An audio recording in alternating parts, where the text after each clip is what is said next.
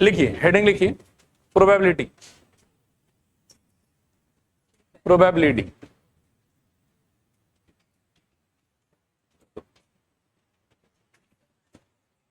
अच्छा, नोट्स जो है वो ट्राई करना कि मिनिमम ही बनाने का, मैक्सिमम चीज यहीं से देखते जाना, ठीक है।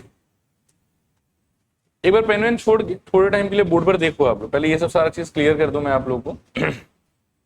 प्रोबेबिलिटी पढ़ने के लिए सबसे पहला एक वर्ड होता है जिसको हम लोग बोलते हैं एक्सपेरिमेंट। अब ऑफिशियल डेफिनेशन क्या है उसको थोड़ा बाद में देखेंगे, मेनली पहले आप समझो कि इसका मीनिंग क्या है। तो एक्सपेरिमेंट का मतलब मैथ्स के कॉन्टेक्स्ट में ये होता है कि कोई भी काम जो आप करते हैं ना, उसको यू कैन से कि it is a kind of experiment. काम आपका बहुत टाइप का हो सकता है, जैसे सपोज करो कि आप फ्री बैठे हैं छुट्टियों में, समर वेकेशन चल ही रहा है आप लोग का, रास्ते पे जाओ 3-4 पत्थर उठा लो, बार बार उछालते रहो, ये एक एक्सपेरिमेंट है। पत्थर ना मिले, मान लो कि आपके पास में कोई सिक्का विक्का फालतू पड़ा हुआ, कहीं से खुला पैसा आया था आपके पास, आप उसी को उछालते रहो, ये भी एक एक्सपेरिमेंट है।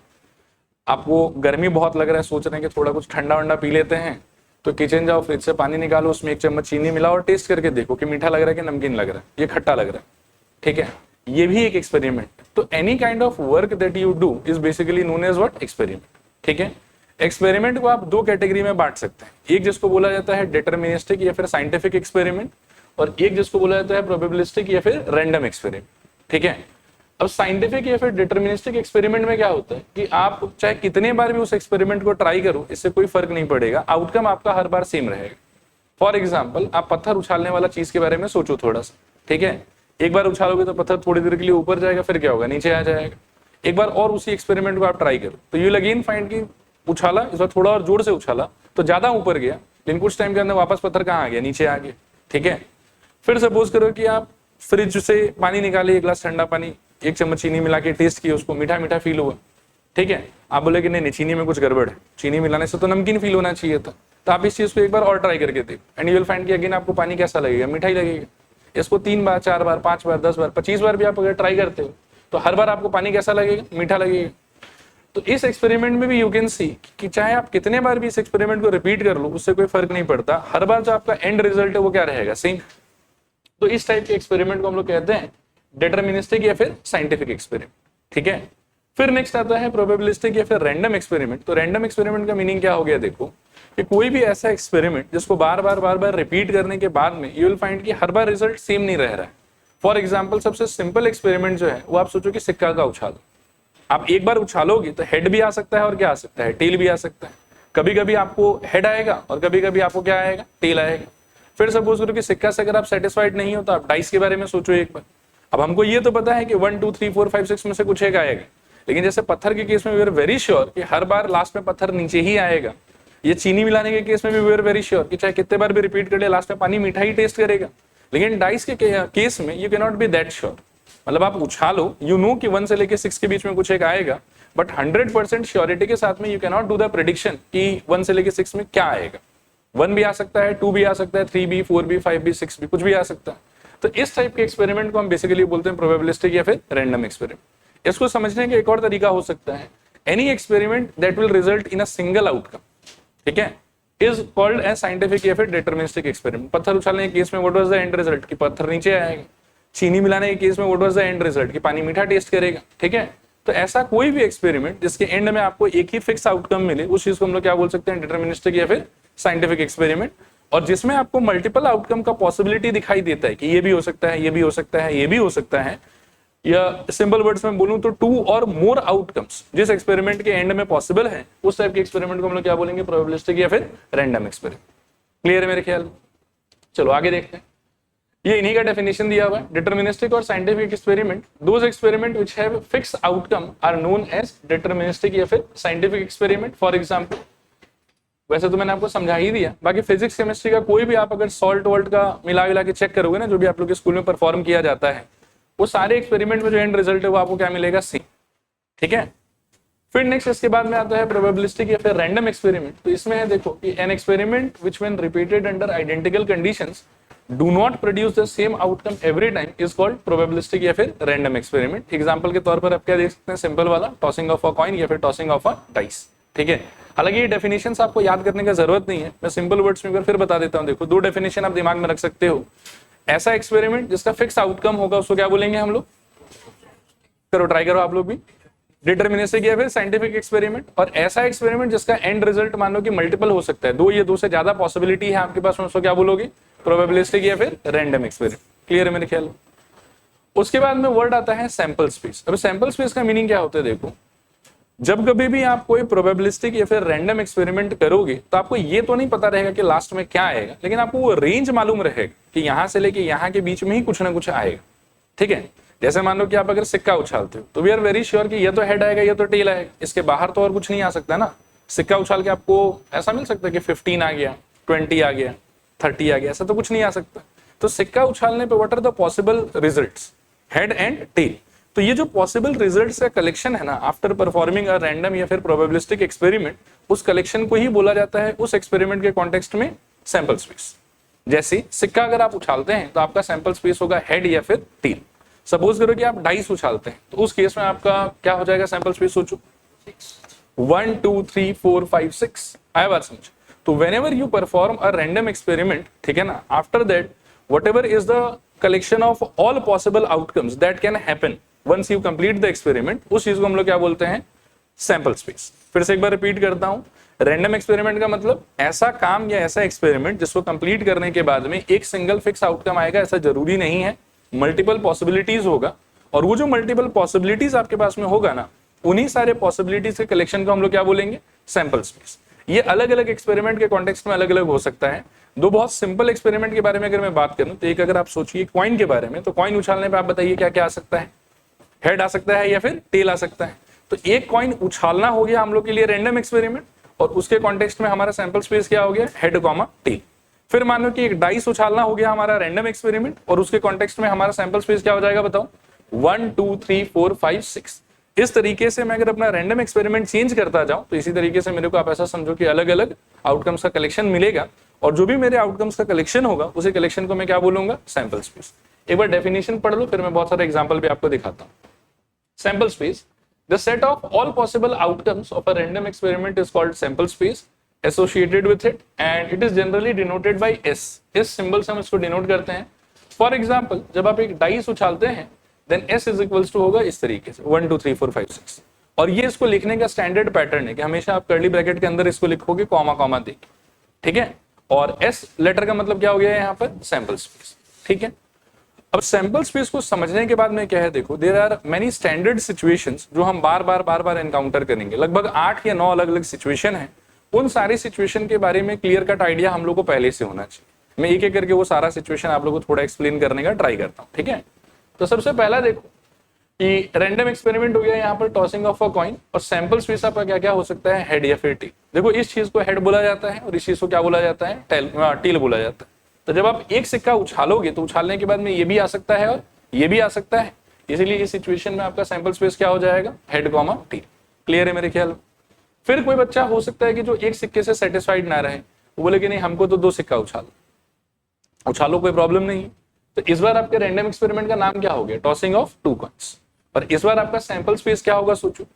तो आपका सैंपल स्पेस एक बार ऐसे लॉजिकली आप सोचो तो ऐसा हो सकता है कि दोनों पे हेड हेड आ जाए, ऐसा हो सकता है कि एक पे हेड आए ये वाला और दूसरे पे क्या आ जाए, टेल आ जाए। ऐसा भी हो सकता है कि पहले वाले पे टेल आ जाए और दूसरे वाले पे क्या आ जाए, हेड आ जाए। ऐसा भी हो सकता है कि पहले पे भी टेल आ जाए और दूसरे पे भी क्या आ जाए, टेल आ जाए। तो इस चीज को हम लोग कैसे लिखेंगे, HH, HT, TH और TT। आया बात समझ। अब इसको लिखने का ना मैं एक और स्टाइल आपको समझाता हूं, एक सेकेंड रुकना। हाँ चलो, आप देखो कि 1 कॉइन का जो सैंपल स्पेस है ना, वो तो आपको एकदम आराम से मेरे ख्याल में याद रहेगा कि क्या था वो बताओ, हेड कॉमा टेल। इसमें तो कोई कंफ्यूजन नहीं होगी। आपको अगर 2 कॉइन का लिखना है तो इसका एक शॉर्टकट ट्रिक ये होता है कि 1 कॉइन वाले को आप 2 लेयर में लिखो आराम से, इस तरीके से, ठीक है। फर्स्ट लेयर में आप क्या करो कि एंड में ना दोनों में चिपका दो आप H H, और सेकेंड लेयर में आप दोनों में चिपका दो एंड में T T। तो this is going to give you sample space associated with 2 coin, ठीक है। मतलब ये तो एक्सप्लेनेटरी के हिसाब से ठीक है, बाकी एग्जाम में तो आपको ऐसा फोटो बना के दिया हुआ नहीं रहेगा, तो खुद ही आपको रिकॉल करना है। तो इस ट्रिक का आप यूज कर सकते हैं कि एक सिक्के में क्या क्या आएगा, हेड आएगा और टेल आएगा। आपको अगर 2 सिक्के का चाहिए तो आप एक सिक्के वाले का आउटकम को 2 बार पहले लिखो, और फर्स्ट लेयर में आप एंड में क्या चिपका दो, हमेशा हेड, और सेकंड लेयर में आप क्या चिपका दो, टेल। सेम ट्रिक को आप 3 कॉइन के लिए भी यूज कर सकते हैं। जैसे 2 कॉइन का आपको समझ में आ गया, और कुछ दिनों के बाद में यू विल फाइंड कि बहुत ही आराम से आपको ये याद भी रहेगा, head head, head tail, tail head और टेल टेल। 3 कॉइन का अगर आपको लिखना है तो आप क्या करो कि 2 कॉइन के आउटकम में जितना भी पॉसिबिलिटीज आया उन सारे पॉसिबिलिटीज को आप फिर से 2 लेयर में लिखो, ठीक है। तो फर्स्ट लेयर सोचो हमारा कैसा हो जाएगा, अगर मैं 3 कॉइन के कॉन्टेक्स्ट में बात करूं तो मेरे ख्याल में एच एच, फिर क्या होगा बताऊं, एक बार मैं इसको पहले लिख लेता हूं एच टी, हालांकि फर्क नहीं पड़ता टी एच और टी टी, ठीक है। इसको आपको 2 बार लिखना, फिर से आप लिखेंगे एच एच, नेक्स्ट लिखेंगे आप एच टी, नेक्स्ट लिखेंगे आप टी एच और नेक्स्ट लिखेंगे आप टी टी। आई होप समझ में आ रहा होगा। और फिर 3 कॉइन में कन्वर्ट करने के लिए आपको क्या करना है कि फर्स्ट लेयर में आप क्या करो ना, सब में एच चिपका दो, एच एच एच एच, और नेक्स्ट लेयर में आप सब में टी चिपका दो, टी टी टी और टी। तो ये आपको दे देगा 3 कॉइन का सैंपल स्पेस। है बात समझ? इसको याद रखने का देखो एक और ट्रिक आप दिमाग में रख सकते हो, जैसे जब एक ही सिक्का है आपके पास में तो ये तो हेड आएगा या फिर टेल आएगा। फिर नेक्स्ट वाले में क्या हो सकता है, 2 सिक्का है आपके पास में तो ये तो हो सकता है कि दोनों पे हेड या फिर दोनों पे टेल, और या फिर एक पे हेड और एक पे टेल। दोनों पे हेड का एक ही केस होगा कि फर्स्ट पे भी हेड आया, सेकंड पे भी हेड आया। दोनों में टेल का भी एक ही केस होगा कि पहले पे भी टेल आया और दूसरे पे भी टेल आया। लेकिन एक पे हेड और एक पे टेल अगर आपको चाहिए तो फिर उसमें काफी रोटेशन पॉसिबल है। हो सकता है कि टेल पहले आए हेड बाद में आए, और हो सकता है कि हेड पहले आए टेल बाद में आए। तो उस तरीके से भी आप इसको फ्रेम कर सकते हो। और 3 कॉइन वाले में सोचो एक बार केसेस क्या क्या होगा, मतलब ये तरीका तो समझ में आ गया ना लिखने का। एक और ट्रिक सिखा रहा हूं मैं आपको। 3 कॉइन के केस में सोचो कि केसेस क्या क्या हो। एक्सट्रीम केस तो मेरे ख्याल में यही होगा, तीनों पे हेड आ जाए और ये फिर तीनों पे क्या आ जाए, टेल आ जाए।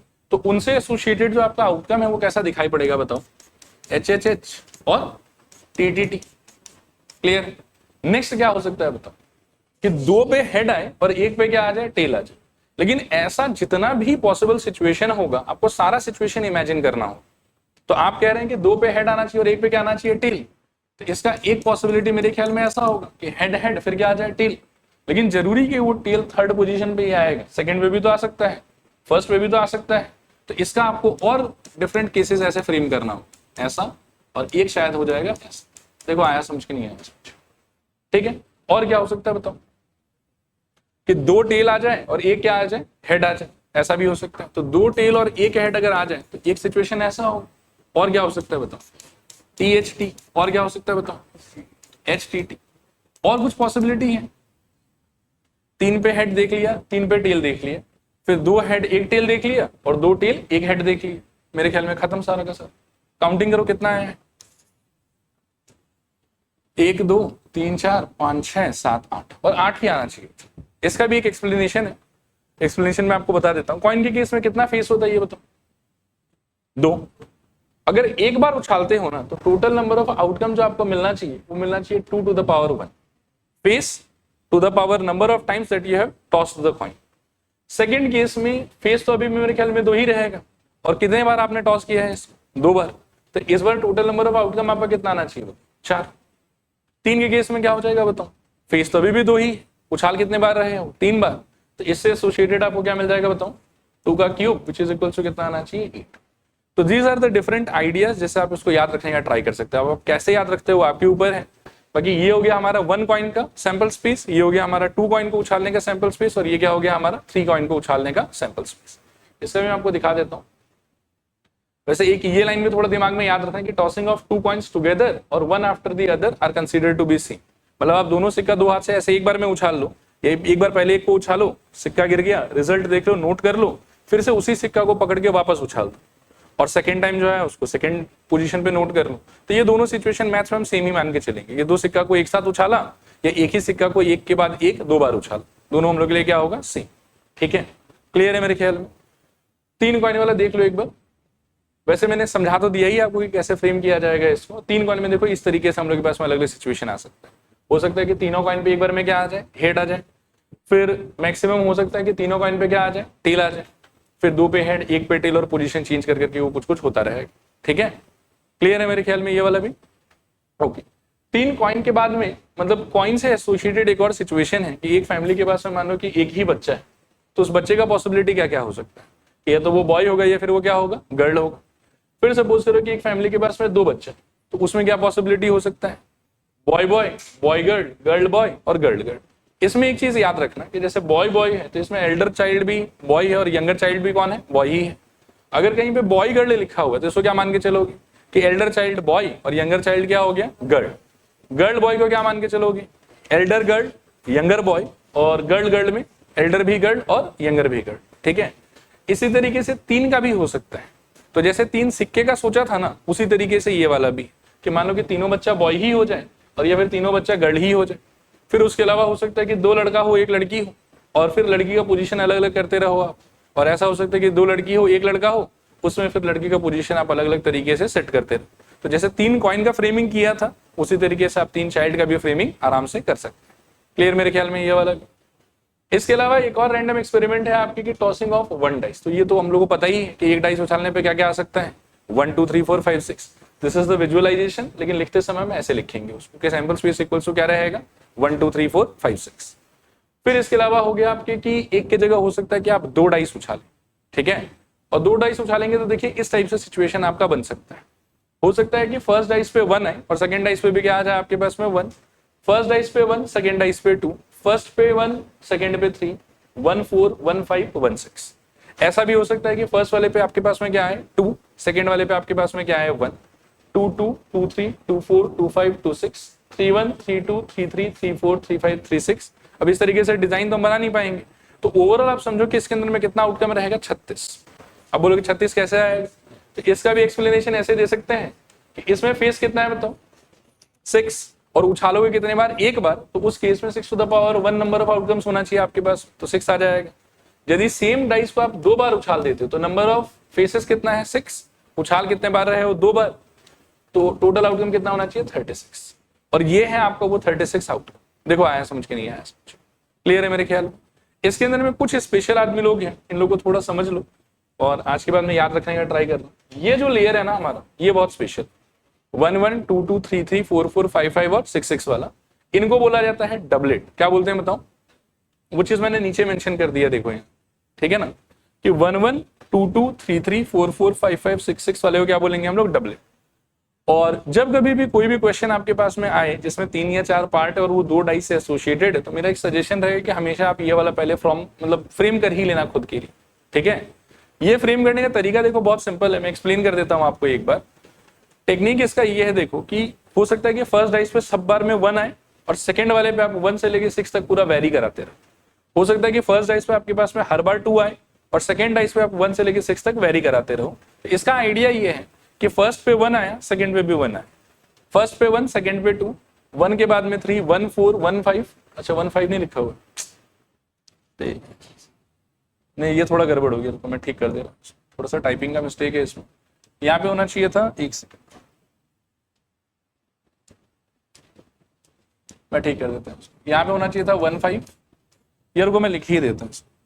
एक और चीज एक्सप्लेन करना है, 1 1 1 2 1 3 1 4 1 5 1 6 2 1 2 2 2 3 2 4 2 5 2 6 3 1 3 2 3 3 3 4 3 5 3 6 4 1 4 2 4 3 4 4 4 5 4 6 5 1 5 2 5 3 5 4 5 5 एंड 5 6, और लास्ट लाइन रहेगा आपका 6 1 6 2 6 3 6 4 6 5 और 6 6। एक्चुअली यहाँ पे टाइपिंग के टाइम पर थोड़ा सा एरर हो गया, यहाँ अगर आप काउंट करें तो 36 आउटकम ही है, और वो 36 आउटकम को आप ऐसे लिख सकते हैं। इसमें आपको याद क्या रखना है, देखो पहला बात मैंने आपको समझाया कि इसके अंदर में ये जो लाइन होगा ना जिसमें दोनों तरफ सेम डिजिट आया हुआ है, उसको क्या बोलेंगे हम लोग, डबलेट, ठीक है। और इसके अलावा एक और बहुत महत्वपूर्ण चीज है, उसको मैं थोड़ा सा आपको दिखाने का ट्राई करता हूँ, और इसको आप इसी फॉर्मेट में याद करने की कोशिश कीजिए।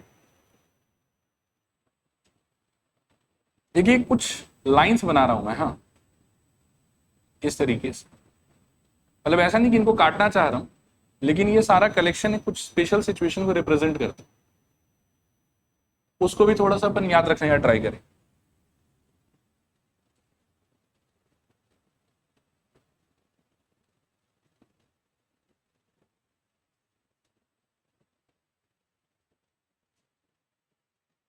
देखो ऐसे। अभी इसमें हम क्या बोल सकते हैं, देखो थोड़ा ध्यान से सोचना। इसके एंड में मैं लिखूंगा 2, यहां 3, 4, 5, 6, ये वाला होगा 7, ये वाला होगा 8, ये वाला होगा 9, ये वाला होगा 10, ये वाला होगा 11 और ये वाला होगा 2। तो आप सोचेंगे कि ये नंबर का क्या यूज है। तो कई बार ऐसा होगा, देखो कि 2 डाइस उछालने पे टोटल आउटकम तो हमको पता है कितना रहेगा, बताओ 36। लेकिन in some situations I might be interested in knowing कि ऐसा कितना आउटकम है इसके अंदर में जिसपे दोनों डाइस पे आने वाले नंबर्स का जो सम है वो सपोज करो कि 8 हो, मेरे को ये चाहिए। तब वो चीज क्या है कि वैसे आप मैनुअली ढूंढोगे तो थोड़ा आपको कंफ्यूजन भी रह सकता है, लेकिन ये जो मैंने लाइंस बनाया है ना, इन लाइंस पे आप देखो कि जिन जिन आउटकम्स को, ये पॉसिबिलिटीज को ये क्रॉस करके जा रहा है ना, उसके ऊपर में जब आप आने वाले नंबर्स का सम लोगे तो यूल फाइंड कि ये लास्ट वाला चीज ही आए। जैसे ये किसको क्रॉस कर रहा है बताओ, 1 1 को। 1 + 1 का आंसर कितना है 2, तो यहाँ पर आप क्या आ रहा है। फिर यहाँ पर ये किसको किसको क्रॉस कर रहा है, 2 1 को और 1 2 को। 2 + 1 का वैल्यू कितना होगा 3 और 1 + 2 का भी वैल्यू कितना होगा 3, इसलिए मैंने यहाँ पे 3 लिखा है। फिर ये किसको किसको क्रॉस कर रहा है, तो 3 1 2 2 और 1 3 को। और आप हर बार सम टोटल करके देखो तो यूल फाइंड कि हर बार कितना आ रहा है 4 आ रहा है। तो ये वाले टाइप से अगर आप डिजाइन बना लेते हो ना, तो it is very easy to count कि how many outcomes are there जिस पे आने वाले नंबर्स का सम सपोज करो कि 8 हो। तो 8 वाला आप देख लो कहाँ है, यहाँ है। तो 1 2 3 4 5। वैसे आप मैनुअली भी इसको सोच सकते हो, but it will take time. तो जब कभी भी आपके पास में 2 डाई से एसोसिएटेड मान लो कि 3-4 क्वेश्चन का बंच अगर आ रहा है ना, तो इट इज ऑलवेज एडवाइजरी कि आप ये वाले डिजाइन को एक बार बना लो, एंड यू विल फाइंड कि बहुत सारा चीज आपको डायरेक्टली यहाँ से दिखाई देते। ठीक है, अगर मैं आपसे पूछूंगी नंबर ऑफ डबलेट कितना है इसमें, तो क्या बोलोगे बताओ, 6। डायरेक्टली ये बात याद रखना। डबलेट कितना अपने पास में 6। नॉन डबलेट कितना है 30, क्योंकि टोटल आउटकम 36 है। 6 डबलेट हो गया, बाकी लोग नॉन डबलेट है। ठीक है, अगर मैं पूछूं कि how many outcomes are there जिसमें आने वाले नंबर्स का सम 11 होगा, 2 1। ठीक है, इस तरीके से आपको इसको यूज कर। क्लियर मेरे ख्याल में। तो ये हो गया आपके 2 डाई से एसोसिएटेड क्या सैंपल स्पेस। और इसको आप यही वाले डिजाइन के फॉर्मेट में जो है वो दिमाग में रखना। इस वाले में भी ठीक ही था, ये बस एक लेयर इसमें मिसिंग है, इसीलिए ये थोड़ा सा रॉन्ग हो गया। ठीक है, इसको मैं काट ही देता हूँ, इसको आप राइट मत ना। नेक्स्ट देखो, 2 डाइस के बाद में आता है drawing a card from a pack of 52 cards. ठीक है ना, ताश जानते हैं हम लोग। ठीक है ना, उसके अंदर में टोटल कार्ड्स कितना होता है 52। मैं पहले आपको बता देता हूँ कि इस 52 का बाइफर्केशन कैसा है। कि टोटल कार्ड होगा इसके अंदर में 52। 52 जो है ना वो 4 पार्ट में डिवाइडेड रहता है। ठीक है, चारों पार्ट का मैं नाम लिख देता हूँ। एक का नाम है स्पीड, एक का नाम है क्लब, एक का नाम है हर्ट और एक का नाम है डायमंड। ठीक है, ये सारा आप लोग जानते ही हैं मेरे ख्याल में, आजकल तो हर कोई खेलता ही है थोड़ा बहुत।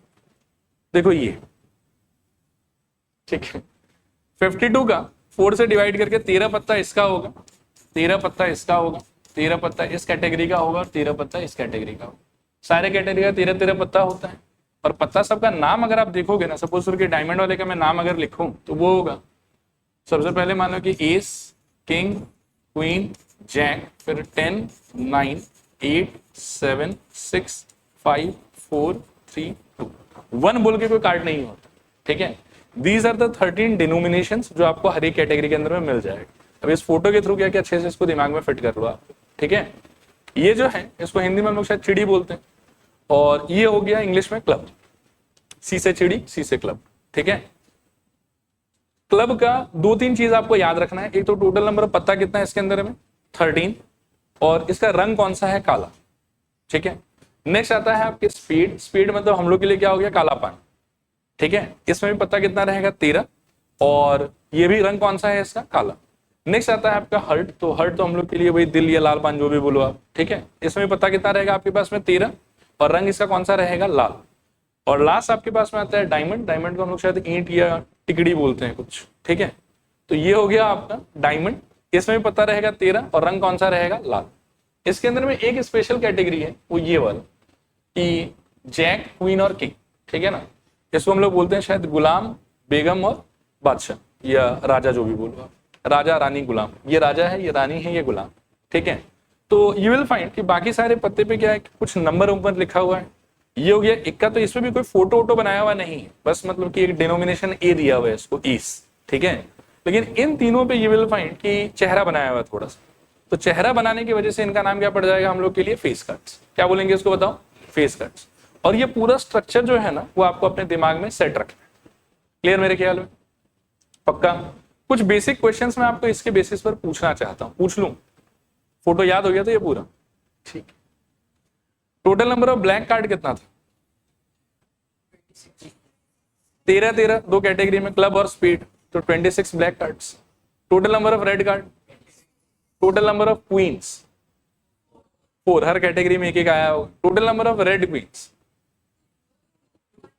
2, रेड क्वीन तो 2 होगा, है ना, इसमें भी होगा और इसमें भी होगा। फिर queen of hearts 1, black jack 2, spade में भी हो सकता है, क्लब में भी हो सकता है। Total number of face cards, red face cards, black face cards. तो इस टाइप से चीज सब आपको क्लियर होना चाहिए, ठीक है, कि कार्ड्स का क्या कॉम्पोजिशन है, किसमें कितना है कितना नहीं है, ये सारा का सारा आपको याद रहना चाहिए। तो मेरे ख्याल में फोटो को 2-3 बार देखेंगे तो याद हो ही जाएगा। बाकी कुछ लोग तो पत्ते खेलने में होशियार है ही। क्लियर मेरे ख्याल में? चले यहां से आगे। तो ये हो गया आपका सैंपल स्पेस मेरे ख्याल में एंड, ठीक है। एक बार देखो यहां तक की जो चीज को है ना, हम लोग फिर से रिवाइज कर लेते हैं। स्टार्ट हमने कहां से किया था बताओ? Random experiment. ये एक्सपेरिमेंट से चलो। एक्सपेरिमेंट का मतलब क्या होता था? कोई भी काम, उसको क्या बोलेंगे हम लोग? एक्सपेरिमेंट। एक्सपेरिमेंट कितने कैटेगरी का हो सकता है? 2। क्या क्या? डिटरमिनिस्टिक या फिर साइंटिफिक, और दूसरा प्रोबेबिलिस्टिक या फिर रैंडम। आप लोग साइंटिफिक और रैंडम को याद रखना, प्रोबेबिलिस्टिक और डिटरमिनिस्टिक आप इग्नोर मार सकते हो, ठीक है। तो क्या क्या एक्सपेरिमेंट आपका बताओ? साइंटिफिक या फिर रैंडम। साइंटिफिक एक्सपेरिमेंट किसको बोलोगे? जिसका फिक्स आउटकम है, कितने बार ही कर लो कोई फर्क नहीं पड़ता, बार बार सेम ही आंसर मिलता रहता है, ठीक है, उसको बोलेंगे साइंटिफिक एक्सपेरिमेंट। और रैंडम किसको बोलोगे? जिसका आउटकम फिक्स ना हो, जिसका मल्टीपल आउटकम्स पॉसिबल हो, और उस पॉसिबल आउटकम्स में से एग्जैक्टली कौन सा होगा वो मेरे को नहीं पता, ठीक है ना। तो उस टाइप के एक्सपेरिमेंट को हम लोग क्या बोलेंगे? Random experiment. क्लियर मेरे ख्याल? रैंडम एक्सपेरिमेंट के बाद में क्या वर्ड था? Sample space. What was the meaning of sample space? Random experiment के बारे में वी नो कि ऐसा एक्सपेरिमेंट जिसको परफॉर्म करने के बाद मल्टीपल आउटकम्स आ सकता है, ठीक है, और वो जो मल्टीपल आउटकम्स आने का पॉसिबिलिटी है, उन सारे पॉसिबिलिटीज के कलेक्शन को ही हम लोग क्या बोलेंगे? Sample space. क्या बोलेंगे बताओ? Sample space. और सैंपल स्पेस सारा का सारा जितना भी स्टैंडर्ड पॉसिबल है वो मैंने एक बार आपको दिखा दिया, ये सारा आपको दिमाग में रखना है। क्लियर मेरे ख्याल? इसके बाद में एक वर्ड आता है जिसको हम लोग बोलते हैं इवेंट, ठीक है। इवेंट को भी पहले मैं समझा देता हूं, उसके बाद में हम लोग समझेंगे कि क्या है इवेंट का मीनिंग, ठीक है।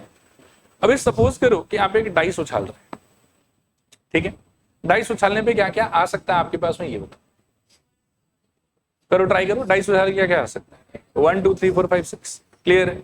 अब सपोज करो कि आप लूडो खेल रहे हैं और आपका जो होम होने वाला है, जो कॉइन है आपका, वो मानो कि 2 यूनिट पीछे है, बस 2 आने से आप जीत जाए। तो डाइस उछाल के आपको पता है कि 1 से लेके 6 के बीच में कुछ भी आ सकता है, लेकिन आपका इच्छा क्या रहेगा?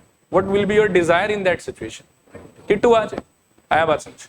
तो ऐसा कोई भी desire expressed verbally before performing the random experiment, ठीक है ना, उस चीज को बोला जाता है इवेंट। मैं एक और एग्जांपल दूंगा and then we will go for the formal definition, ठीक है। क्रिकेट सब लोग देखते हैं ऑलमोस्ट। मैच के बिगिनिंग में टॉस होता है, एक कैप्टन सिक्का उछालता है और दूसरा कैप्टन कॉल करता है। अब मान लो कि सिक्का एक कैप्टन ने उछाल दिया, दूसरे ने बोला कि हेड आए, ठीक है। तभी सिक्का उछालने पे तो देखो आ तो हेड भी सकता है और टेल भी सकता है, लेकिन जिस कैप्टन ने हेड कॉल किया है उसका मन का डिजायर क्या हो? कि हेड आ जाए। आया बात समझ? लेकिन अभी एक्सपेरिमेंट कंप्लीट तो हुआ नहीं है, एक्सपेरिमेंट तो इन प्रोसेस है अभी। आया बात समझ?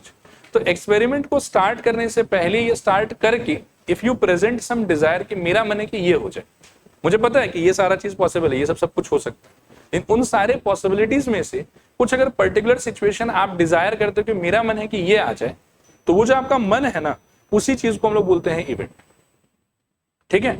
अब जैसे सपोज करो कि मैं अगर आपको डाइस के केस में बोल, तो डाइस उछालने पे क्या क्या आ सकता है बताओ? 1 2 3 4 5 6। तो 1 2 3 4 5 6 हो गया आपका सैंपल स्पेस, लेकिन आपका होम हो जाएगा 2 आने से।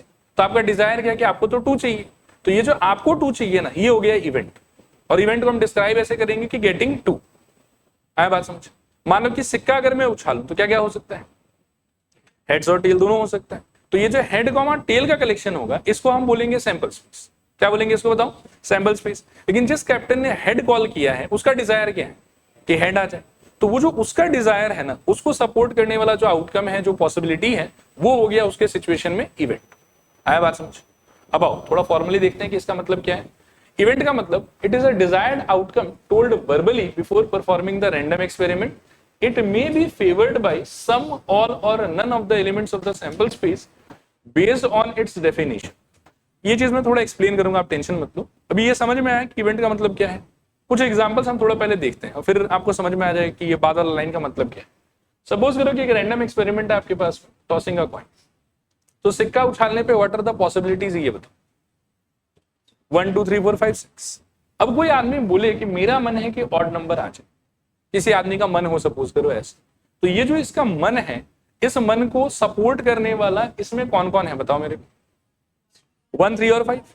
तो वो हो गया इस आदमी का सैंपल, सॉरी इवेंट। ये हो गया आपका रैंडम एक्सपेरिमेंट और ये हो गया आपका sample space associated with your random experiment. ठीक है, after doing this if you have this kind of desire, तो ये हो गया आपका इवेंट। ठीक है, एंड जिस टाइप का डिजायर आपका रहेगा ना, based on your desire, some member, all member या none of them will support. कभी कभी आपका डिजायर ऐसा होगा जैसे गेटिंग ऑड नंबर, तो इसमें से कुछ लोग आपको सपोर्ट करेगा, कुछ लोग आपको सपोर्ट नहीं करेगा। यहाँ कौन सपोर्ट कर रहा है बताओ ऑड नंबर के लिए?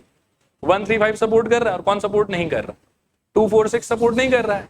तो कुछ लोग सपोर्ट कर रहा है, कुछ लोग सपोर्ट नहीं कर रहा है। सेकंड वाला देखो, गेटिंग अ प्राइम नंबर। आप प्राइम नंबर का भी डिजायर पुट ऑन कर सकते हो। तो प्राइम नंबर का डिजायर अगर पुट ऑन करोगे तो कौन कौन आपको फेवर करेगा बताओ? 2 3 5 फेवर करेगा और कौन कौन फेवर नहीं करेगा? 1 4 6। सही कह रहा हूं। सपोज करो कि आपका डिजायर हो getting a number more than 7। आप इंसान हैं, घबराइएगा मत, आपका डिजायर बहुत अनोखा अनोखा हो सकता है।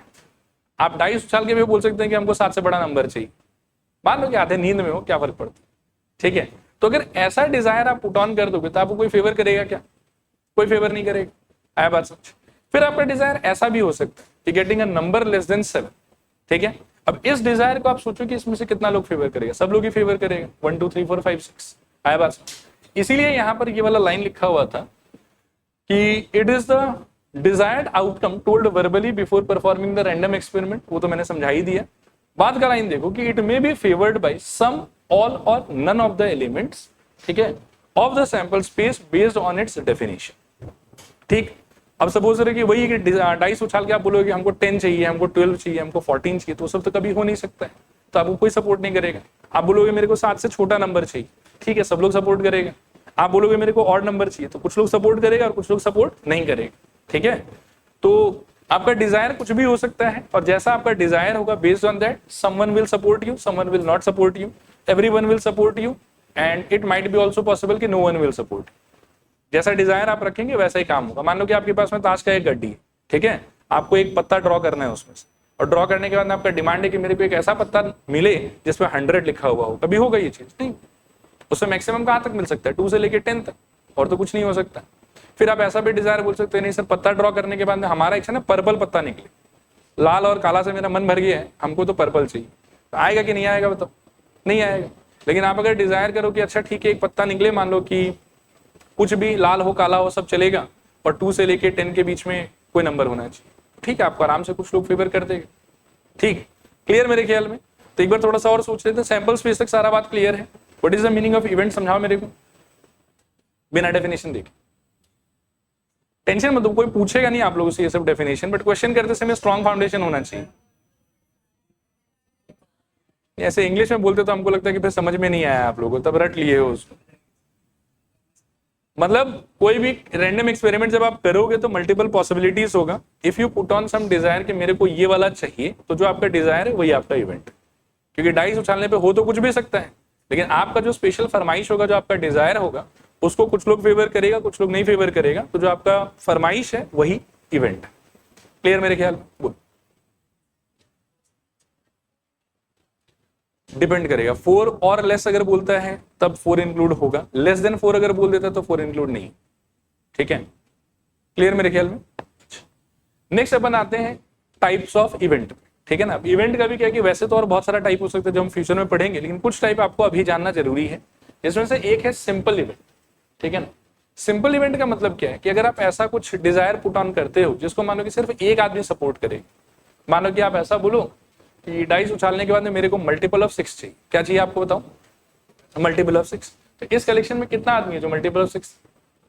एक ही आदमी। तो आपकी इवेंट को कितना लोग फेवर करेगा? एक ही आदमी फेवर करेगा।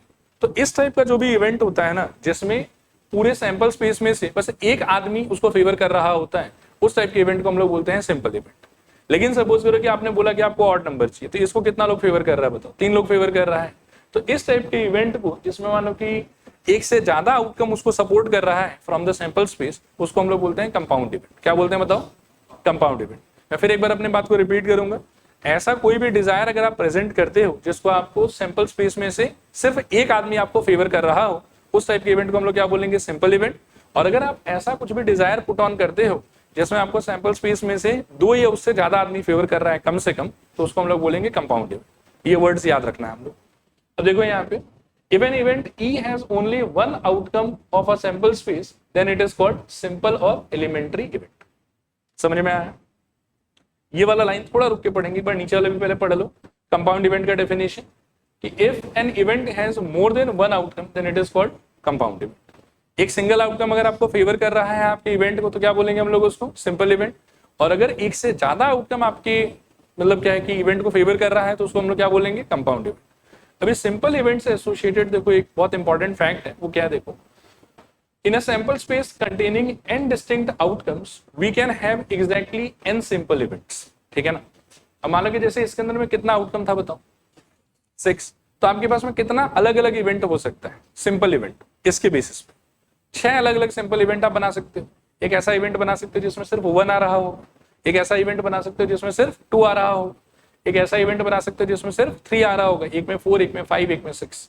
आया बात समझ? तो अगर आपके सैंपल स्पेस के अंदर में n आउटकम्स या 6 आउटकम है सपोज करो यहाँ पे, तो आप इससे सिंपल इवेंट कितना क्रिएट कर सकते हो? 6। अगर इसमें 10 आउटकम होता तो कितना क्रिएट कर पाते? 10। सपोज करो कि मैं एक सिक्का उछाल रहा हूँ, तो क्या क्या आउटकम हो सकता है बताओ? हेड या फिर टेल। इसमें से मैं कितना सिंपल इवेंट डिजाइन कर सकता हूँ? 2 ही कर सकता हूँ, एक सिर्फ हेड वाला और एक सिर्फ टेल वाला। ये वाला चीज थोड़ा सा हम लोग दिमाग में रखें। क्लियर मेरे ख्याल में यहाँ तक? नेक्स्ट फाइनली हम पहुंचते हैं डेफिनेशन ऑफ प्रोबेबिलिटी। ठीक है? अब प्रोबेबिलिटी का डेफिनेशन क्या बोलता है? The probability of happening of any event E, ठीक है ना, is given by probability of E is equals to number of outcomes favourable to E divided by number of all possible outcomes of the experiment. समझाता हूं ये क्या चीज है। मान लो कि जैसे आप डाइस उछाले, अब आपका इच्छा था कि 2 आ जाए, उससे आपका जो कॉइन है वो होम हो जाएगा और आप जीत जाएंगे। ठीक है? तो डाइस उछालने पे आ क्या क्या सकता था? 1 2 3 4 5 6, ये हो गया ऑल पॉसिबल कलेक्शन। लेकिन जो आपका डिजायर उसको फेवर कितना आदमी कर रहा है? एक आदमी कर रहा है। अभी जो आपका डिजायर है वो पूरा हो जाएगा, इसका चांस क्या है? उसका आंसर है 1/6। ठीक है? क्योंकि एक आदमी आपको फेवर कर रहा है और टोटल कितना पॉसिबिलिटी है? 6। तो favourable possibility divided by total possibility, ये होता है किसी चीज के होने का प्रोबेबिलिटी। क्लियर मेरे ख्याल में? चलेगा यहां तक? ओके, तो ये हो गया डेफिनेशन ऑफ प्रोबेबिलिटी। एक दो ऐसे पूछ लेता हूं रैंडम। सपोज करो कि मैं 2 डाइस उछाल रहा हूं, what is the probability of getting a doublet? I will be more happy अगर आप मेरे को बिना सिंप्लीफाई किए बता दो। 6/36। एक्सप्लेन करो कि व्हाई 36 इन द डिनोमिनेटर? क्योंकि टोटल आउटकम 2 डाइस उछालने पे कितना था? 36। और अगर मैं डबलेट पाना चाहता हूं तो how many possibilities are there which are supporting? 6, 1 1 2 2 3 3 4 4 5 5 और 6 6। इसलिए क्या हो जाएगा आंसर? 6/36। क्लियर मेरे ख्याल में? थोड़ा सा और डीप जाता हूं। मान लो कि मेरे पास में अ सेट ऑफ 52 कार्ड्स है, मैं उसमें से एक कार्ड ड्रॉ करता हूं। What is the probability of getting a red card? सोचो थोड़ा सा। चाहो तो मैं ये फोटो दिखा देता हूं, थोड़ा हेल्प हो जाएगा आप लोग को। ये वाला सिंप्लीफाइड नहीं चाहिए। 26/52। एक्सप्लेन करोगे कैसे? टोटल हो गया 52 और रेड कार्ड चाहिए, तो कितना लोग फेवर कर रहा है मेरे को? 56। अगर मैं बोलूं कि एक कार्ड में निकाल रहा हूं, what is the probability of getting a face card? 12/52। Explain करो कैसे? टोटल हो गया 52 और if I desire to get a face card, how many face cards are there? 12। So favourable हो गया 12 और टोटल कितना हो गया? 52। थोड़ा और डीप जाता हूं। सोचो मेरे को चाहिए red queen. Red queen 2/52, not 56। ठीक है? 2/52 आया समझ? मुझे चाहिए ब्लैक जैक, मुझे चाहिए किंग। 4/52। किंग कितना है देखो? 4 किंग है। ठीक है ना, आ रहा है ना समझ में क्या बोल रहा हूं, पक्का, ठीक है। तो ये था प्रोबेबिलिटी का इंट्रोडक्शन। बाकी देखो जो बैकग्राउंड बताया दैट इज वेरी इंपॉर्टेंट, ताकि आप क्वेश्चन अच्छे से कर सकें। प्रोबेबिलिटी का डेफिनेशन मेरे को एक बार और बताओ, नंबर ऑफ, या आप ऐसे सोचो, favourable possibility divided by total possibility. फिर से बोलो, favourable possibility divided by total possibility. Clear है मेरे ख्याल। अच्छा, एक चीज थोड़ा सा समझा देता हूं, फिर अपन अगले पेज पे चलेंगे। इस सिचुएशन को देखो थोड़ा सा, हाँ समझ में आ गया आपको प्रोबेबिलिटी किसको बोलते हैं हम लोग। मेरे को इसका प्रोबेबिलिटी बताओ, इवन का 3/6, बिकॉज फेवरेबल आउटकम कितना है 3, टोटल आउटकम कितना है 6, तो आंसर विल बी 3/6। सिंप्लीफाई करके कितना आएगा, हाफ। ओके, इसका बताओ, अगेन 3/6 हाफ। इसका बताओ 0/6 विच इज अल्टीमेटली 0, और इसका बताओ मेरे को 6/6 which is equals to how much 1। तो ये वाला चीज ना थोड़ा हम लोग को याद रखना पड़ेगा कि कोई भी चीज के प्रोबेबिलिटी को जब आप कैलकुलेट करोगे तो मिनिमम वैल्यू जो आपको मिल सकता है वो कितना मिलेगा 0, और मैक्सिमम वैल्यू जो आपको मिल सकता है वो कितना मिलेगा 1। कभी भी प्रोबेबिलिटी का आंसर 0 से छोटा नहीं आएगा, यानी कि नेगेटिव नहीं आएगा, और कभी भी इसका आंसर 1 से बड़ा नहीं आएगा, ठीक है। और जनरली यू विल फाइंड कि आपका आंसर 0 और 1 के बीच में लाई कर। The minimum value that a probability can attain will be how much 0, and the maximum value that probability can attain will be how much 1, ठीक है। और जनरली 0 और 1 के बीच में रहेगा। अब देखो इससे रिलेटेड एक नोट है, इसको देखो। मिनिमम प्रोबेबिलिटी कितना रहेगा हमारा 0, मैक्सिमम प्रोबेबिलिटी कुछ इसका कितना हो सकता है 1, और generally probability of any event उसका वैल्यू 0 और 1 के बीच में फ्लक्चुएट करता रहेगा, ठीक है। 0 भी हो सकता है, 1 भी हो सकता है, लेकिन 0 से छोटा नहीं हो सकता, यानी कि नेगेटिव नहीं हो सकता, और 1 से बड़ा भी नहीं हो सकता कभी। क्लियर मेरे ख्याल में। अभी जिस जिस सिचुएशन में इवेंट का प्रोबेबिलिटी 0 हो जाएगा उस इवेंट का स्पेशल नाम है, हमको याद रखना पड़ेगा। इसको हम लोग बोलेंगे इम्पॉसिबल इवेंट या फिर डेड इवेंट। क्या बोलेंगे बताओ, इम्पॉसिबल इवेंट या फिर डेड इवेंट। और जिस जिस चीज का प्रोबेबिलिटी एग्जैक्टली 1 हो जाएगा उसको हम लोग बोलेंगे श्योर इवेंट या फिर सर्टेन इवेंट, कि ये होके ही रहेगा पक्का, ठीक है। क्लियर मेरे ख्याल में यहां तक, ओके। तो यहां से फिर क्या है कि हम क्वेश्चंस को बिगिन कर सकते हैं। एक बार और रिकॉल करवाऊं सारा चीज की हो जाएगा, श्योर, ठीक है। आओ क्वेश्चन से अटेम्प्ट करते हैं, फिर बिगिन करो आप लोग बोलना। चलो देखो, बताओ मेरे को फर्स्ट वाले का आंसर क्या होगा। देखो एक रिक्वेस्ट है आप लोगों से, मतलब हाफ का ठीक है, लेकिन आप कौन से रास्ते से पहुंचे हो वो श्योर होने के लिए आप मेरे को अनफिल्टर्ड वाला आंसर बताओ, सिंप्लीफाइड नहीं चाहिए। फर्स्ट वाले का 3/6। मैं चाहूंगा कि थोड़ा सा ना डिस्कस करूं ऐसे कि 3/6 आप क्यों बोल रहे हैं।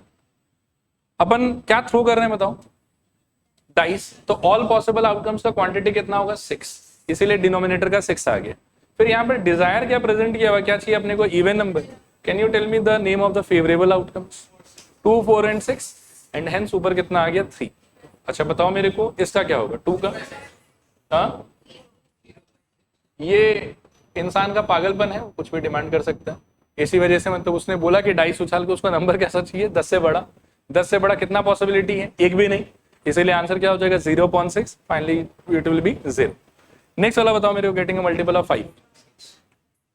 हाँ, ये भी नींद में ही है लड़का। कितना बोल रहा है 1/6। एक्सप्लेन करोगे 1 क्यों। डाइस उछाल के तो 6 ही पॉसिबिलिटी है, और उन सारे के बीच में 5 का मल्टीपल तो एक ही है, कौन है वो 5 खुद, इसलिए 1/6। गेटिंग अ प्राइम नंबर, मेरे ख्याल में 3/6। प्राइम नंबर कौन कौन होता है 2, 3 और 5, ठीक है। फिर next, getting a natural number less than 7, ये मेरे ख्याल में 6/6 इक्वल्स टू 1। वाई 6/6, 1, 2, 3, 4, 5, 6 सब नेचुरल है, सब 7 से छोटा है, तो फेवरेबल आउटकम भी 7 हो जाएगा, सॉरी 6 हो जाएगा, और टोटल आउटकम भी कितना हो जाएगा 6। Therefore answer will be 6/6 and hence it will be 1। Clear मेरे ख्याल। चलो इसको देखो, ये थोड़ा इंपॉर्टेंट क्वेश्चन है, अच्छे से ट्राई करेंगे मन लगा के। On throwing a pair of dice, अब जैसे ही सपोज करो कि ये वर्ड आ गया ना यहाँ पर कि on throwing a pair of dice, immediately आपके दिमाग में टोटल आउटकम कितना आना चाहिए 36। ये एकदम आपको क्लियर होना चाहिए कि टोटल आउटकम तो मेरा कितना रहेगा 36, ठीक है। और इमीडिएटली, वैसे इसमें फिर से गड़बड़ है कॉपी करने में, मैं बना ही लेता हूं उसको 1, 1 या 2 मिनट टाइम दो मेरे। चलो देखो, तो मेन एग्जाम में मैं आपको शुरू में भी यही समझा रहा था कि मेन एग्जाम में जब कभी भी आपको ऐसा कुछ दिया जाए ना कि 2 डाई से एसोसिएटेड एक बंच ऑफ क्वेश्चंस है, तब इमीडिएटली ये वाला डिजाइन तो कहीं साइड में बना लेते ताकि आप इसको देख के बहुत सारा रेफरेंस आराम से ले सकते। अब आप बिगिन कर। पहला क्वेश्चन, गेटिंग अ टैबलेट क्या होगा? 6/6 बोल रहे हो? 1/6, ठीक है। एक्सप्लेन करोगे कैसे? नीचे का 36 क्या मीन कर रहा है? टोटल आउटकम 36, ऊपर का 6 क्या मीन कर रहा है कि डबलेट का क्वांटिटी 6 है, ठीक है। तो 6/36 1/6। नेक्स्ट वाला बताओ मेरे को, getting sum of number on the 2 dices as 6। अब ये मैनुअली सोचोगे तो थोड़ा समय लग सकता है आपको, बाकी ये डिजाइन बनाया हुआ रहेगा तो गिन लो। 1 2, मतलब देखो कौन सा है, 1 2 3 4 और 5, ये 5 आदमी जिसमें सम ऑफ द फेसेस कितना रहेगा 6। तो फटाक से हम क्या बोल सकते हैं, आंसर कितना हो जाएगा हम लोग का? मेरे ख्याल में 5/6, ठीक है। अच्छा, अगला क्वेश्चन देखो, गेटिंग एग्जैक्टली 1 नंबर एज 8। अच्छा गलत बोल दिया, सॉरी, 5/36। अभी ठीक है। गेटिंग एग्जैक्टली 1 नंबर एज 8 का बताओ। ये है पॉसिबल आउटकम्स। किसी में भी 8 दिख रहा है आपको? 8 तो नहीं दिख रहा है कहीं पर भी, तो इसका आंसर कितना हो जाएगा हम लोग के लिए? 0/36, और सॉल्व करके कितना आएगा? नेक्स्ट सोचो, गेटिंग एग्जैक्टली 1 नंबर एज 5। अब इसके लिए वापस से मैं बोलूंगा प्लीज ध्यान से इस फोटो को देखो। हाँ, 4/36, 6/36। क्या बात, सर को सॉरी बोल रहे हो? देखो मैं डिजाइन दिखाता हूं। आप पहले क्वेश्चन ध्यान से देख लो, गेटिंग एग्जैक्टली 1 नंबर एज 5। अब आप देखो, एक लेयर यहां पे है, इसको इग्नोर मारेंगे, इसको लेना नहीं है, और फिर एक लेयर आपको इसी तरीके से ये ऊपर वाला भी मिल जाएगा, और एक आपको ये नीचे वाला भी मिल जाएगा। आप देखो कि ये लाइन जिस पर इसको क्रॉस कर रहा है, सबके पास एक 5 है। आया बात समझ? डिजाइन चला गया मेरा।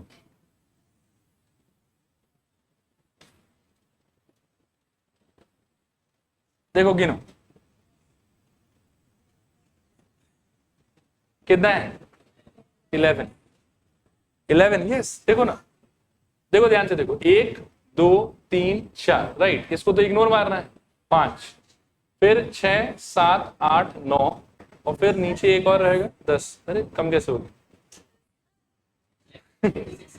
हाँ, कौन से कॉमन?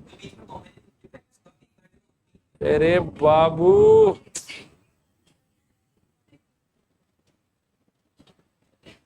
ठीक है, इसका आंसर कितना बोलोगे बताओ? 10/36। You have to be really very careful कि वो क्या मांग रहा है नहीं मांग रहा है उसको लेके, ठीक है। तो यदि आपका क्वेश्चन मान लो कि एग्जैक्टली 1 नंबर 5 डिमांड कर रहा है, तो मेरे ख्याल में काउंटिंग करके हम लोगों को समझ में आ गया कितना आना चाहिए बताओ? 10/36। इसका आंसर मैं एक बार लिख देता हूँ। देखो जानबूझ के सारा क्वेश्चन लिया था कि आप लोग का आइडिया पूरा क्लियर हो जाए। इसका आंसर हो जाएगा मेरे ख्याल में 10/36। फिर नेक्स्ट से देखो कि गेटिंग एटलीस्ट 1 नंबर एज 5।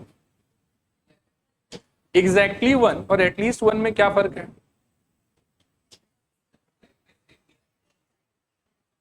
आप ना थोड़ा ऐसे सोचो, मानो कि आपका बर्थडे है, ठीक है, और आप अपने किसी एक खास दोस्त को पार्टी दे रहे हैं। आपके पास में काफी पैसा, मतलब इतना पैसा है कि उस दुकान पे जितना समोसा बिक रहा है आप सारा खरीद सकते हो, इतना पैसा है आपके पास। तो आप उसको जाके क्या बोलोगे कि मेरा बर्थडे है, तू बस एक समोसा खा ले। यदि ऐसा बोलते हो कि तू बस एक समोसा खा ले, दैट मीन्स इंग्लिश में आप ये बोलना चाह रहे हो कि प्लीज हैव एग्जैक्टली 1 समोसा। और यदि आप बोलते हो यार कम से कम एक तो खा, मेरा बर्थडे, कम से कम एक तो खा, तो ये जो कम से कम एक तो खा जब आप बोलोगे तो what are you trying to mean? एक खाओ उसका भी मैं पे कर सकता हूं, तुम 2 खा लो कोई बात नहीं, तुम सब खा लो, पोसाता है तुमको। तो उसको हम इंग्लिश में कैसे बोलेंगे? At least, please have at least 1 samosa, ज्यादा एटिकेट के साथ नहीं। आया बात समझ में क्या बोलना चाह रहा हूं? तो जब ये कह रहा है कि गेटिंग एटलीस्ट 1 नंबर एज 5, इसका मतलब है कि अगर एक पे किसी पे 5 आया वो भी मेरे को चलेगा, दोनों पे 5 आया तो मेरे को वो भी चलेगा। आया बात समझ? और इस केस में क्या होगा कि वो जो 5,5 को मैं पिछले बार इग्नोर मार रहा था, इस बार मैं उसको भी इंक्लूड कर लूंगा। मेरा आंसर कितना हो जाएगा? 11/36। And you have to be very careful कि क्वेश्चन में क्या बोला। एग्जैक्टली 1 बोला है कि एटलीस्ट 1 बोला है, उसके अकॉर्डिंगली आपका आंसर थोड़ा थोड़ा वेरी करेगा। क्लियर मेरे ख्याल में? इसका आंसर क्या हो जाएगा बताओ एटलीस्ट 1 वाले का? देखो कॉन्फिडेंस में बोलो यार, अगर समझ में आया 11/36। Very good. नीचे वाले का बताओ, getting none of the numbers as 5।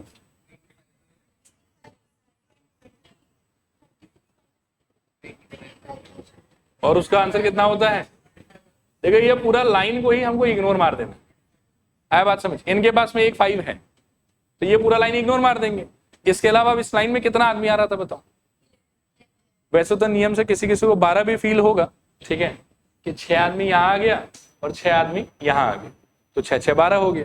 लेकिन एक आदमी ऑब्वियसली कॉमन है तो उसको 2 बार काउंट नहीं करेंगे, तो ओवरऑल इस लाइन में कितना आदमी बैठा हुआ है? 11। और पूरे में कितना आदमी था? 36। 36 में से 11 हटा दोगे तो कितना बचेगा? 25। तो देयर आर 25 पॉसिबिलिटीज या आउटकम्स जिसमें एक भी 5 नहीं आया हो। तो आपके लास्ट पार्ट का आंसर कितना हो जाएगा? 25/36। देखो कितना क्लियर है, पूरा पक्का, ठीक। तो लास्ट वाले का आंसर मेरे ख्याल में 25/36। देखो टाइस में ये बना लेने से इजी रहता है बहुत, और बिना ये बनाए अगर इमेजिन करके भी कर सकते हो, ऐसा नहीं कि नहीं कर सकते, लेकिन टाइम ज्यादा लगेगा आप। ठीक है मेरे ख्याल में? चलें आगे यहां से, ये वाला क्वेश्चन डन। फिर आ जाओ इस पे,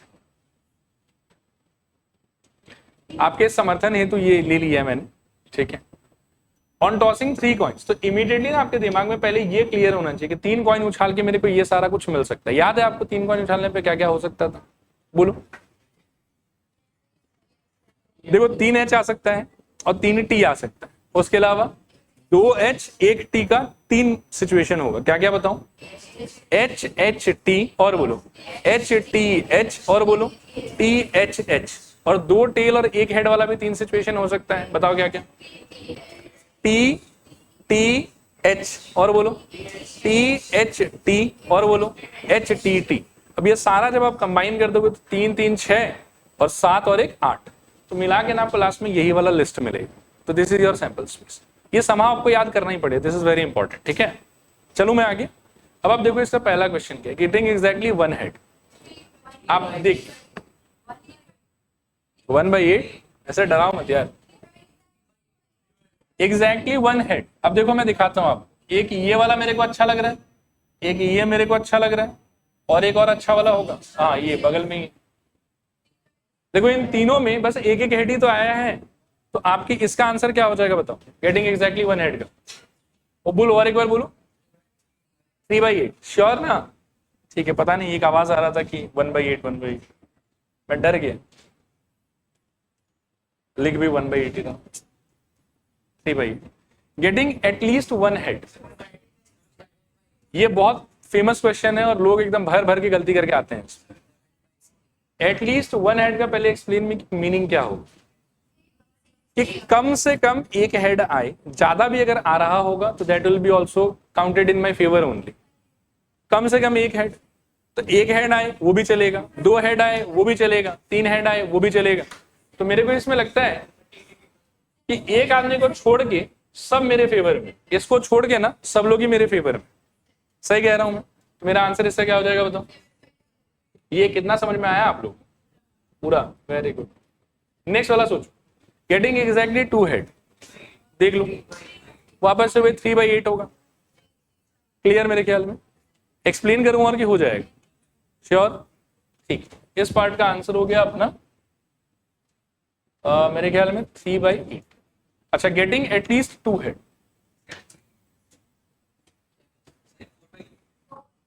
देख लो देख लो देख लो, हर बढ़ाना नहीं, कम से कम 2 हेड चाहिए आपको। तो 2 वाला लोग भी चलेगा आपको और 3 वाला लोग भी चलेगा, 2 वाला 2 वाला 2 वाला और 3 वाला, बाकी में तो एक ही हेड है, हमको 2 या उससे ज्यादा चाहिए। तो क्या हो जाएगा हमारा आंसर बताओ? 4/8। क्लियर ना? ठीक है, 1/2 तो आप लोग कर ही लोगे, उसमें मेरे को डाउट नहीं है। मैं बस चाहता हूं कि अच्छे से आप 4/8 डिसाइड कर पाओ। अच्छा, इसी में अगर मैं आपसे पूछता कि गेटिंग एटलीस्ट 3 हेड, उसका आंसर क्या होता? 1/8। Getting at least 4 head, 0/8। Getting at least 3 tails, 1/8। तो थोड़ा क्लियर रहना आप लोग इसको। चलें आगे, ठीक है। नेक्स्ट देखिए, कार्ड पे बेस्ड क्वेश्चन है। One card is drawn from a pack of 52 cards, find the probability of the following. और जैसे आपको ये बात बोल देना कि one card is drawn from a pack of 52 cards, immediately आपके दिमाग में ये फोटो आ जाना चाहिए कि अच्छा बात इस पे चल रहा है। अब आप देखिए पहला question, getting a red card, be fast and accurate, बताओ 26/52, वेरी गुड। सेकेंड वाला, गेटिंग अ क्वीन, 4/52, कोई एक्सप्लेन करेगा कैसे? क्वीन तो 4 ही है मेरे पास और टोटल कार्ड कितना है 52, इसीलिए क्या हो जाएगा 4/52। Getting a red face card, 6/52। मैं करता हूं एक्सप्लेन कैसे, देखो फेस कार्ड मेरे पास में टोटल 12 है, but if you search for red face card तो 1 2 3 4 5 6 6 ही है और टोटल कार्ड कितना है 52, इसलिए आपका आंसर क्या हो जाएगा 6/52। क्लियर मेरे ख्याल में। नेक्स्ट क्वेश्चन देखो, गेटिंग अ ब्लैक जैक, 1 की 2, 2/52, 2/52। ब्लैक जैक मतलब काला रंग का गुलाम चाहिए आपको, 2 2 है, ठीक है, चलेगा मेरे ख्याल में। नेक्स्ट, अच्छा ये वाला डन, इसको देखो, from a pack of 52 cards all the red face cards are removed, ऐसा कुछ नया मतलब नाटक कर लिए। और फिर बोल रहा है कि then a card is drawn from the remaining card, find the probability of the following. From a pack of 52 cards red face cards are removed, मतलब किसको किसको हटा दिया बताओ? 6 कार्ड को हटा दिया, कितना बदमाशी है बताओ। इसको हटा दिया ये लोग, बोले ये है ही नहीं इसके अंदर,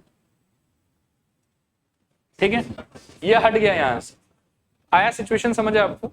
और अब ये बचे हुए कार्ड में से एक कार्ड निकाला गया और फिर उसके बेसिस पर हमको बहुत सारा सवाल पूछ रखा है। आओ एक एक करके आंसर करते हैं। मैं एक बार और पूछ लेता हूं, आप लोगों को सिचुएशन आया ना समझ में अच्छे से? चलो बताओ पहले का आंसर क्या होगा? Getting a red jack. आप देखो लाल जैक हुआ करता था आपके पास, उसको तो हटा दिया ये लोग। अब जो बचा हुआ कार्ड है उसमें लाल जैक है कि लाल जैक नहीं है? नहीं है, तो इसका आंसर कितना हो जाएगा बताओ? चलो रुक, हाँ यहाँ पे क्या होगा इसका आंसर? 0/46। और फर्दर सॉल्व करिए कितना आ जाएगा? देखो आया समझ के नहीं आया समझ? 52 का भी देखो झमेला है। 52 जब ये होता तब तो 52, अब लेकिन अगर इसको हटा दिया तो टोटल कार्ड में से तो कितना कार्ड चला गया? 4 कार्ड चला गया, सॉरी 6 कार्ड चला गया। तो 52 में से 6 माइनस कर दोगे तो कितना बचेगा? 46। तो अब जो आपके पास में रिमेनिंग टोटल कार्ड है तो फिर 46 ही है, तो आपका टोटल नंबर ऑफ कार्ड अब 52 नहीं रहेगा, ये कट के कितना हो जाना चाहिए? 46। अगर सारा होता then it would have been 52, लेकिन अगर 6 को हटा दिया तो अब कितना बचेगा आपके पास में? 46। देखो क्लियर है कि नहीं क्लियर? चले आगे, try to address the second question. Black jack still मेरे पास में 2 2 है और टोटल कार्ड कितना है? 46। तो मेरा आंसर क्या हो जाना चाहिए बताओ? 2/46, correct, 2/46। Getting a face card, carefully answer बताओ, 6/46। क्लियर हो ना? ठीक है, सही लग रहा है वैसे मेरे को, 6/46। नेक्स्ट देखो, getting a black card. Black card तो अभी भी इंटैक्ट 26 है ही, ठीक है, और टोटल कार्ड कितना हो गया मेरे लिए? 46। तो इसका आंसर क्या हो जाएगा बताओ? 26/46, ठीक है। फिर getting a red card, count कर लो रेड कार्ड कितना है? 20। आंसर हो जाएगा आपका 20/46। देखो आया समझ के नहीं आया समझ? क्लियर है मेरे ख्याल में? ओके, आगे चलते हैं। फिर अगला क्वेश्चन देखो, अ bag contains 5 red 2 blue and 6 white balls. If a ball is drawn, what is the probability of getting a red ball? Total ball कितना है?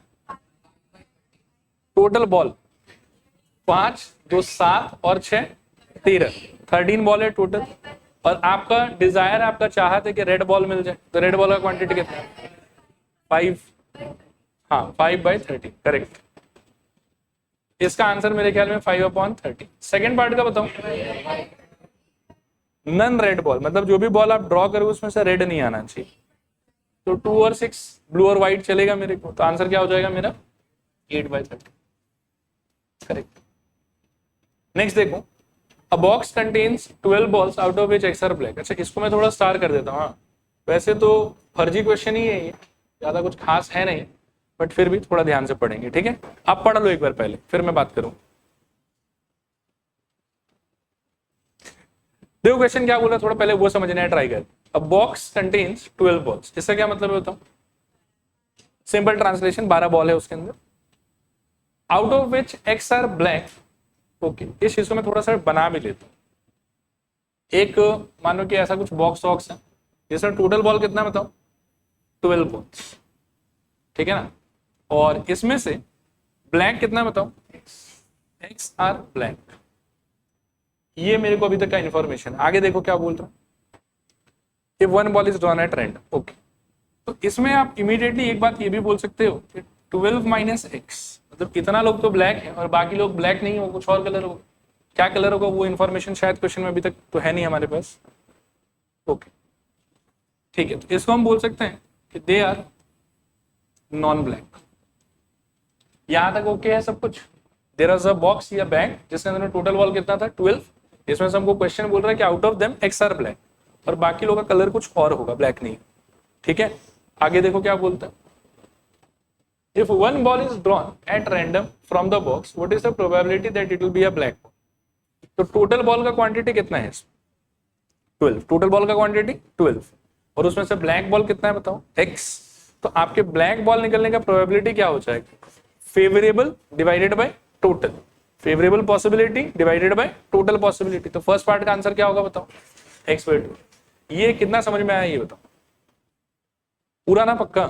ओके, फर्स्ट पार्ट का आंसर हो जाएगा आपका मेरे ख्याल में x डिवाइडेड बाय 2। आते हैं नेक्स्ट पार्ट। नेक्स्ट पार्ट में बोल रहे हैं देखो क्या, कि if 6 more black balls are put in the box, इसको थोड़ा आप समझने का ट्राई करते हैं कि अगर आप सपोज करो कि 6 और ब्लैक बॉल इसके अंदर में डालोगे, है ना।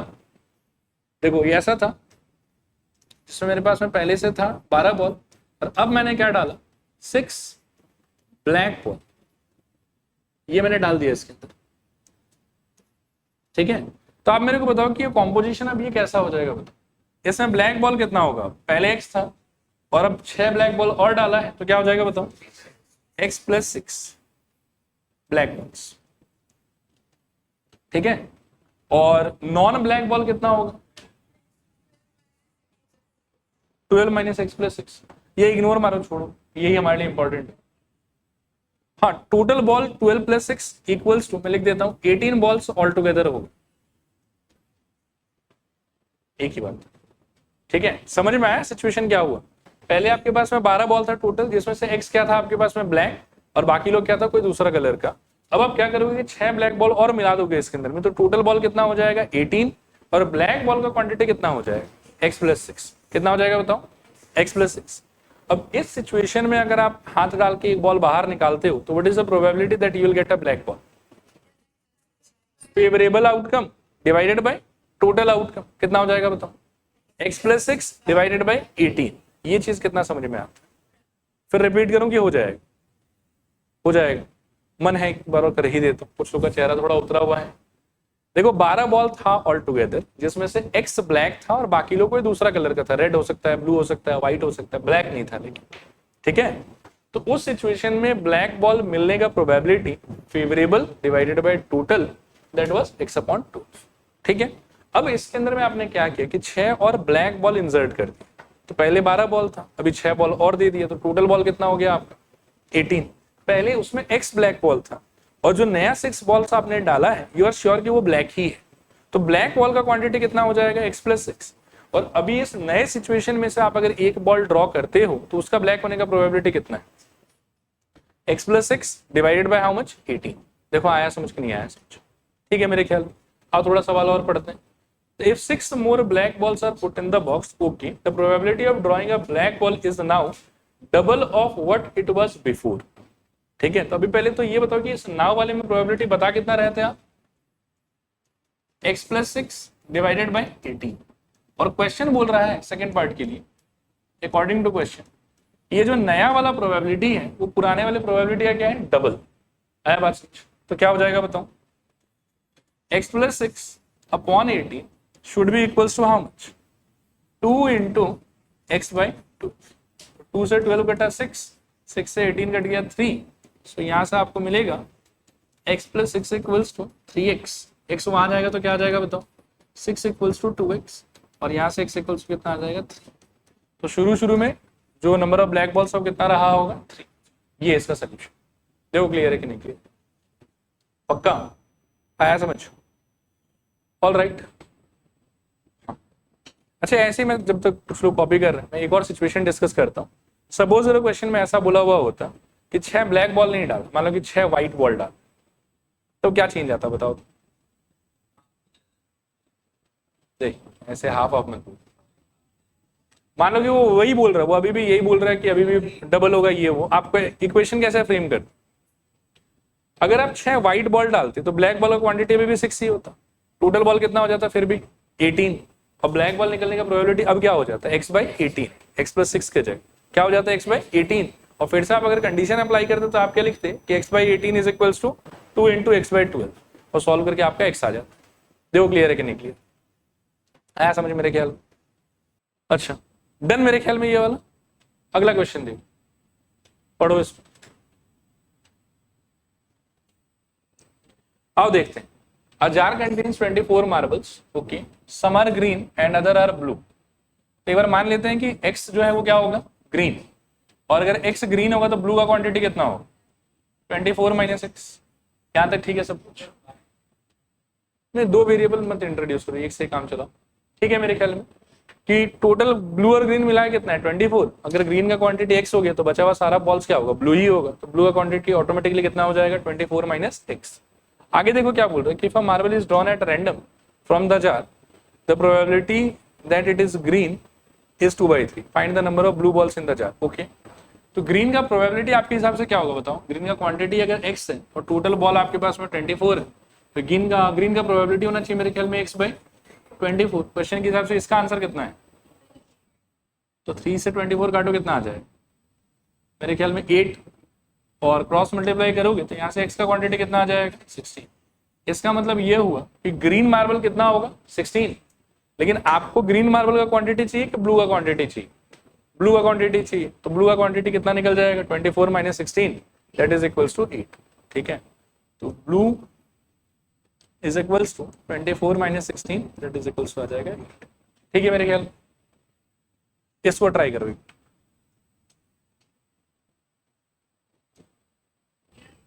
चलो देखते हैं गेटिंग अच्छा पहले देख लेते हैं। अ bag contains cards marked from 1 to 49, out of them one card is drawn at random, find the probability of the following. Getting an odd number, बोलो क्या होना चाहिए, श्योर हो, और कैसे काउंटिंग किया 25 ही होगा। देख सिंपल हाँ टेक्निक बताता हूं मैं आपको, आप ये याद रखना है कि 1 से लेके जिस किसी भी पॉइंट पर आप जाना चाहते हैं ना, वहां तक आधा ऑड नंबर होता है और आधा इवन नंबर होता है। सपोज कि आप 1 से लेके 100 तक जाना चाहते हैं, तो इसके बीच में आधा ऑड नंबर होगा, आधा इवन नंबर होगा। अब जैसे हमको तो 1 से 49 बोला, तो एक बार 49 मत सोचो, आप ना 50 तक चले जाओ एक बार ऐसे ही। तो 1 से लेके 50 के बीच में 25 ऑड नंबर होगा और 25 इवन नंबर होगा, आया बात समझ। और उस 25 में ऑब्वियसली 49 काउंट हो रहा होगा, और 1 से 49 में कोई अगर मेरे से इवन नंबर पूछे तो मैं वापस से एक बार 1 से 50 का ही सोच लूंगा, उसके हिसाब से कितना होना चाहिए 25, लेकिन 50 तो इसके पास है नहीं, तो एक कम करके कितना हो जाएगा 24। ये तरीका होता है सोचने का, आया बात समझ। तो इसीलिए इसका आंसर तो वैसे ठीक ही बताया आप लोगों ने, कितना हो जाएगा बताओ 25/49। नेक्स्ट बताओ गेटिंग अ मल्टीपल ऑफ 5, 9/49। इसको एक्सप्लेन करूं कि समझ में आ गया है, थोड़ा मुझे समझाओ कैसे। 9 5 1 जा 5, 5 2 जा 10, ऐसे कर करके 5 9 जा 45, वहां तक मेरे पास आ रहा है। 5 10 जा कितना होता है 50, दैट इज बियॉन्ड 49। तो अभी 10 को तो नहीं ले पा रहा, तो इसलिए ओवरऑल यू विल फाइंड कि 9 आउटकम्स जो आपके फेवर में रहेगा। And if I ask you कि हु आर द आउटकम्स, तो क्या बोलोगे, कौन है वो आउटकम लोग, 5 10 15 20 25 30 35 40 45, बस।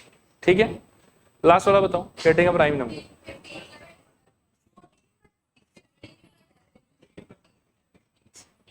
अच्छा इसको लिख लेते हैं एक बार, देखो 1 प्राइम नंबर होगा कि नहीं होगा, 1 नहीं होगा। कहां से स्टार्ट होगा 2 से, 2 फिर 4 तो नहीं होगा, 5 होगा, फिर 6 नहीं होगा, 8 9 10 11, फिर फिर धीरे धीरे धीरे धीरे 14 को डिस्कार्ड कर दो, 15 16 17, फिर 18 के बाद में 19, 20 भी नहीं होगा शायद, 21 22 23, 24 25 26 27 28 29, फिर 30 31, फिर 32 33 34 35 36 37, फिर 40 41, फिर 44 45 46 47 48, तो प्राइम नंबर नहीं। अब गिनो कितना हुआ, 1 2 3 4, ये 1 2 3 4 5 6 7 8 9 10 11 12 13 14 15 ही होना चाहिए मेरे ख्याल। ठीक है, नहीं ठीक है, कोई बात नहीं। इसका आंसर हो जाएगा मेरे ख्याल में 15/14। ठीक है, चलो आज यही रुक जाएंगे।